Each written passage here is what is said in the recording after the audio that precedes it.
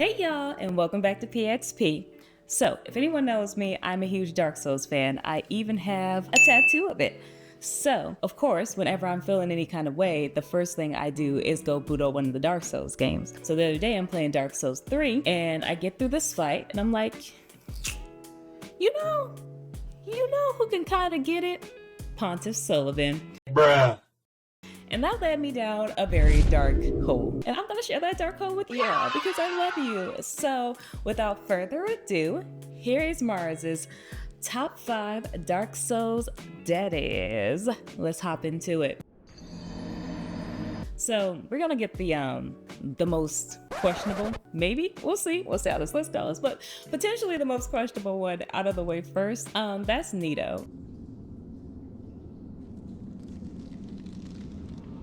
Hey girl, what's up? So Nito is like a huge hulking man. He takes up space. He wears this like big black floofy feather, maybe hair, maybe just dirt and leaves, like robe thing everywhere he goes. He walks through and you're like, oh, that's Nito. So if you like a dude who has a presence, this is your dude. He's also got that dark, edgy vibe. Like if you were out there going, "This is my last resort, suffocation, no breathing," or listening to some Linkin Park growing up, you probably have an affinity for Nito. He's also super quiet, super chill, super introverted. That's a pro or a con. Like he's kind of found in the depths of the catacombs, so he's not really coming out to go clubbing or bar hopping with you very often.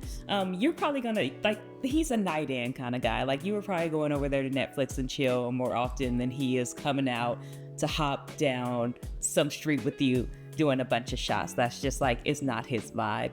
That said, he does have hitters. The man can summon skeletons, so that means if something's going on at the bar, you over there trying to drink your margarita and this dude will not leave you alone. This is the third time you've been like, yo, chill, I have a man. Like, don't even trip. He's already summoned skeletons to take care of that dude. Like, get out. He probably will also send you a personal skeleton when he wants to see you. Like, you don't have to worry about a text. You don't have to worry about a phone call. Just wait for skeleton dude to come up out the ground and be like, hey, yo, Nito wants to see you. Come on. Hello, everyone. You can go down the catacombs, spend some time with your boo. The downside is, again, pro or con, is that he probably is not coming out much. And to be honest, he probably stinks a little bit. Oh my God, what is that smell? Underneath that big hulking cloth is a bunch of decrepit skeletons, some old decaying skin, and whatever else is squeezed its way into the crevices of his bones. So that's awkward. He also is just a giant skeleton, so if you're turned off by a lack of skin, that might be a deterrent for you. But if you can get past the physicality of everything, I think he's a really strong candidate. A solid 5 out of 5 on our list. Next up, we have the Dark Lurker. Who? So Dark Lurker is another he's a cool boy. He's definitely the guy that you see over in the corner, chilling against the wall. That's his vibe for sure. Big white robe, kind of almost angelic vibe about the robe. Wears a hood, face is covered, pure darkness in there. Don't really see what the dude looks like. Again, just cool vibes. Girl, what The thing is, he's probably very helpful around the house. He's got 4 arms, and you know what you can do with 4 arms? A lot. You can do cover a lot of surfaces with 4 arms. So if you need somebody to help you with the groceries, maybe you need to clean up and you just need an extra set of hands. All those times you're like, boy, I wish I had an extra set of hands. Well, now you do. What makes it even better is, hey, 4 arms not enough? Well, lucky for you, Dark Lurker can split into 2.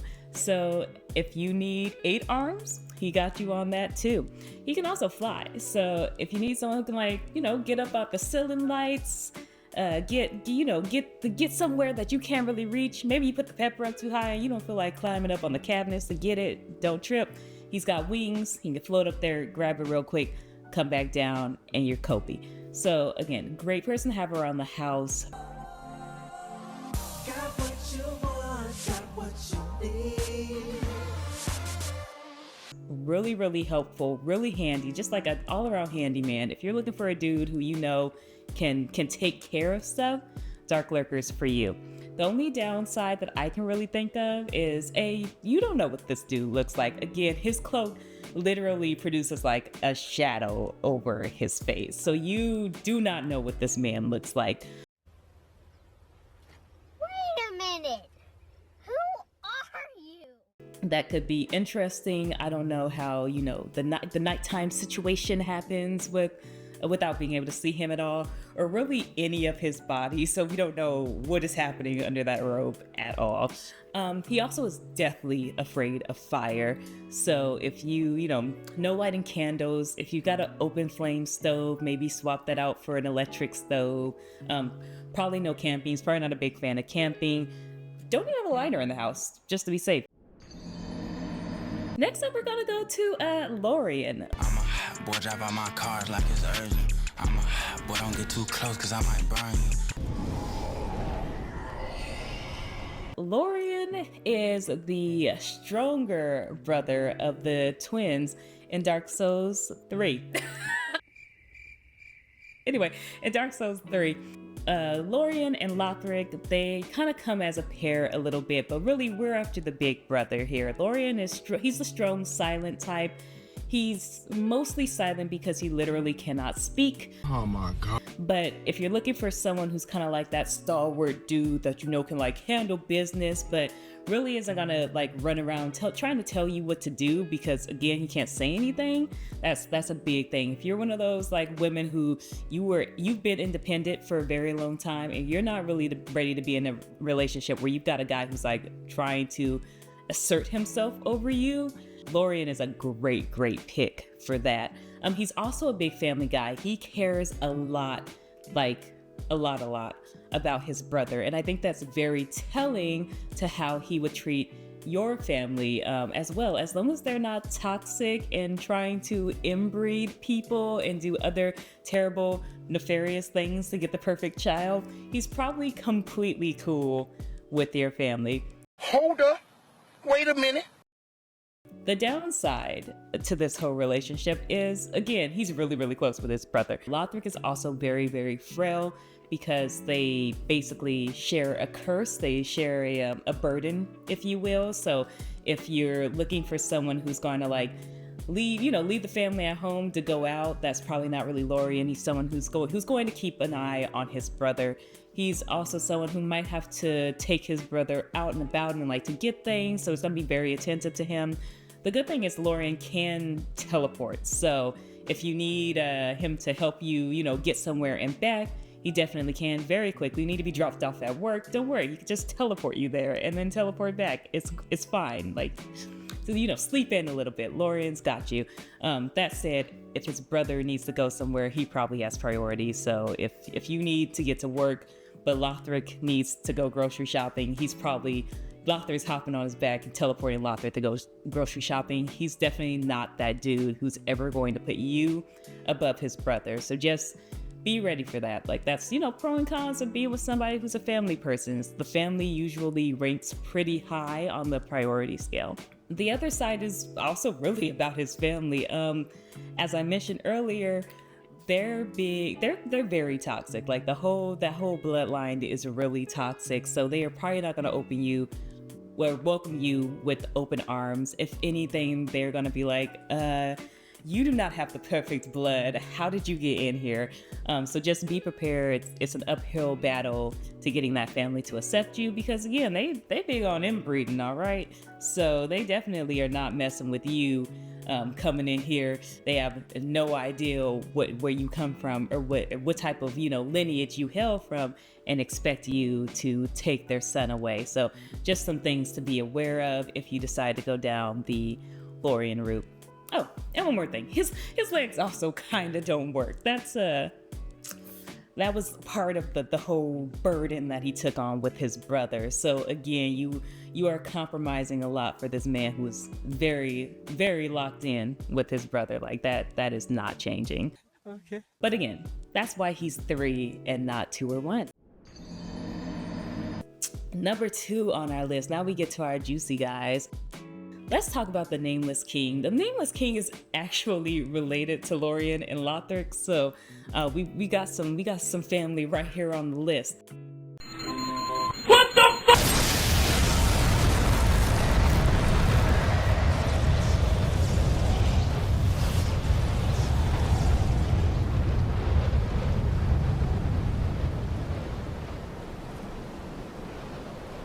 Somebody over here, shaking for the man of the year. Man of the year, man of the bounce. But the good thing is, the Nameless King abandoned his family. He saw that toxicity for what it was, and he left. So that means you're working with the man who is not afraid to cut off people that he feels are negative to his spirit. He is protecting his space, and that is what we need from more of our men in 2024. Men who are willing to protect their space. And that doesn't mean they're cutting you off. That means if they see, unless you're a problem, like look inside yourself. If you are the problem, then you might get cut off. I gotta get out of here. But that doesn't mean he's cutting everybody off. But if you see toxicity, even if it's your family, he's willing to make those critical decisions to say, hey, I can't mess with y'all anymore. I gotta go. We also have to give credit for the fact that he's kind of mysterious. He's the Nameless King. Who's more mysterious than the man who don't have no name? But his name was stripped away by his family. So again, this is like all toxic families' fault. He's a solid dude. As a matter of fact, he is so solid that there's people who worship him. Whole religion of worshipers that have followed him across the Dark Souls timeline and beyond. So if you want a guy who's like, he's worth something, that you can stand next to him and be proud, that's the Nameless King. There goes my baby. And he's a friend of dragons. Like first of all, who doesn't like dragons? Because I love myself a dragon. I don't know what to tell you, but I love a dragon. And he is friends with them. He rides one. Dude controls thunder. If there's one thing I know about Black people, given comic books and our powers, is we have an affinity for thunder, apparently. So if there's anybody that we should be going after, it's definitely the Nameless King and his thunderous powers. And he's got statues of himself everywhere. Imagine you and Nameless King statues together across the world. Doesn't it sound beautiful? It is glorious. The man is he's a dream. He's just a dream. He's got his life together. He's chilling on mountaintops with his dragons and just vibing. And to bonus points, he's got a hat that hair, we don't know what it is. It could be a hat, it could be his hair. And that just adds to his mystery. So who doesn't like a man with a good maybe hat, maybe hair? It's giving Jotaro, right? So that puts him at my number 2. Honestly, again, I don't really have anything bad to say about the Nameless King, and I won't listen to anyone else say anything bad about the Nameless King. The only thing bad about him is his toxic family, okay? But he cut them off. So you leave my boy alone is all I'm saying. Now, last on my list, and this was actually tough. Like, I switched him and Nameless King around a couple of times, but he won for one reason. He's got a dog. So Artorias is number 1 on my list. Artorias and his great wolf Sylph.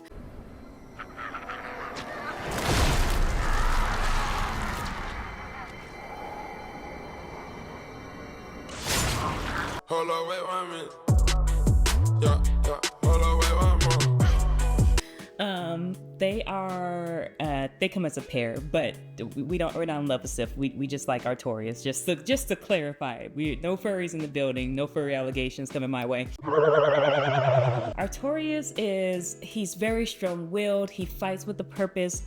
He's someone who, once he is committed to a cause, he is standing 10 toes on that cause, and that's someone that, again, you need in your corner. If you need him to handle a task, he's getting it done. Like, he will not stop until that task has been handled.